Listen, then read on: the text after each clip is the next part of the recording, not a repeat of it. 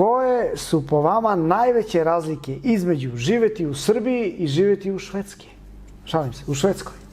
U Švedsku.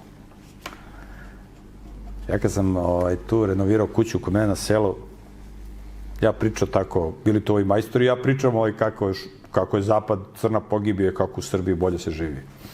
I ovaj tu što je bio glavni majstor, on ništa nije komentarisao, samo ćutao. I on završili posao kod mene, on i njegovi ljudi, i posle on dobio posao kod nekog prijatelja u Švedskoj da radi. Da radi tamo, građevinu? Da radi građevinu tamo, pošto je dobar majstor. I vratio se on iz Švedskih, kaže, Miško, ti kad si pričao ono, ja dok sam radio kod tebe, ja sam mislio, ti preteruješ, brate. Preteruješ, brate, mnogo preteruješ. Ne da preteruješ malo, nego mnogo preteruješ. A, brate, ja kad sam otišao tamo, pa tamo je stanje gore 10 puta od onoga što si ti pričao. Pa znaš ti koliko sam ja tamo vidio ljudi u kolicima invalidskim? Kaže, oni su bolesni, oni su razvaljeni. Kaže, ja to nigde nisam toliko bolesnih ljudi vidio. Kaže, a on voli ovako podek malo da popije ovako, veći da Srba.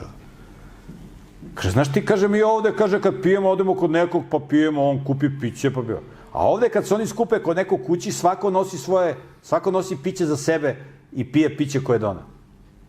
A kaže, većina njih piju sami kod kuće. Znači, kad dođe petak, odu, kaže, onda se oleše, kaže, to je odvaljivanje. Kako, sami kod kuće? Sam kupi alkohol i pije sam kod kuće.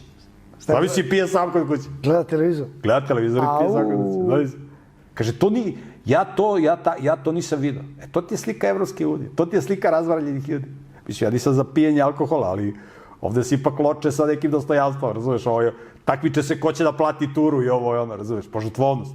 Ovi alkosi domaći. A tamo, brat, dođe njih 5 u kafić i dolazi konobar da naplati 5 kreditnih kartica. Svako sebi plaća piće. Dođi ti to? Au. Pa ti, vrate, da ne vereš.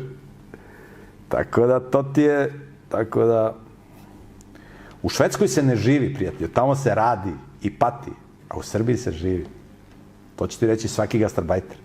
Sjećam se kad sam bio u Americi i neka žena iz Hrvatske, ona je dolazila na moje predavanje i gde si, Miroljube, evo sad se vratila iz Hrvatske. Rekao, kako je u Hrvatskoj, pitam ja nju. Šta da ti kažem?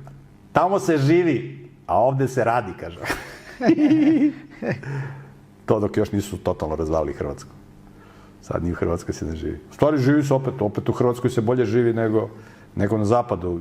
Još se nisu ti zakoni Evropske unije totalno implementirali, ali jesu u velikoj meri. Ali opet u Hrvatskoj se bolje živi nego u Švedskoj.